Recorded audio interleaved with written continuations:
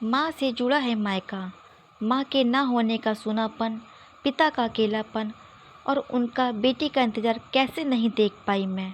बच्चों की गर्मियों की छुट्टियां लगे अभी 2 दिन ही हुए थे।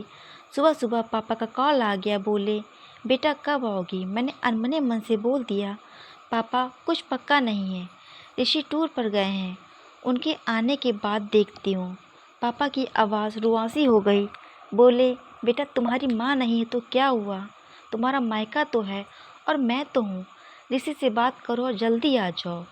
मैं जी पापा के आगे कुछ बोल ही नहीं पाई। जब तक माँ थी उनसे रोज़ फ़ोन पर ढेरों बातें करती थी। साल में एक बार गर्मी की छुट्टियों में मैं पूरे 10 दिन के लिए मायके जाती थी। वो सुख किसी जन्नत से कम नहीं होता था। बच्चों से ज़्यादा मुझे गर्मी की छुट्टियों का इंतज़ार रहता था। पर जब से माँ गई मेरा मायके जाने का मन ही नहीं करता। ऐसा लगता है जैसे मायका ही ख़त्म हो गया। एक सूनापन, एक खालीपन सा मेरी ज़िंदगी में भर गया था। पापा एकदम शांत स्वभाव के थे और कम बोलते थे, पर सबकी ज़रूरत का पूरा ध्यान रखते थे।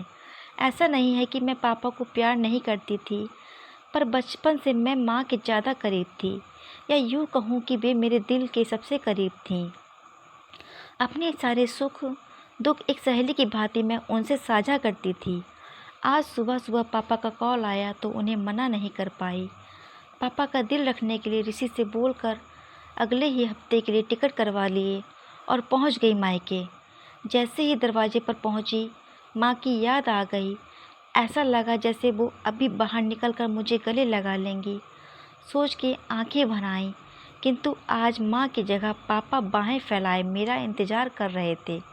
सालों बाद पापा को गले लगा के खूब रोई। पापा ने अपने आंसू छुपाते हुए प्यार से मेरे सिर पर हाथ फेरा तो दिल थोड़ा हल्का हो गया। बहुत दिन बाद पापा को देखा, कमज़ोर लग रहे थे।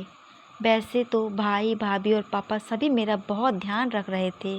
बच्चे तो अपने खेल और मस्ती में व्यस्त हो गए थे, पर ना जाने क्यों मेरी नज़रें हर पल जैसे माँ को ढूंढती थीं। आज भी पापा पहले की तरह रोज़ खाने के बाद मेरी पसंदीदा मटका कुल्फ़ी लाना नहीं भूलते थे। भाई भी बच्चों को कभी कभी पार्क, कभी चिड़ियाघर तो कभी बाज़ार घुमाने ले जाता था। भाभी भी रोज़ मुझसे पूछकर मेरी पसंद का खाना बनाती थी। सब कुछ पहले की तरह ही था, बस माँ नहीं थी। इस बार मायके में मेरा दिल नहीं लग रहा था। माँ की कमी मुझे बहुत खल रही थी। ऋषि को कॉल करके मैंने 2 दिन बाद टिकट करवा लिया। सबने मुझे रोकने की बहुत कोशिश की, पर मैं नहीं मानी। देखते ही देखते मेरे जाने का समय आ गया। आज शाम की ट्रेन से मेरी घर वापसी थी।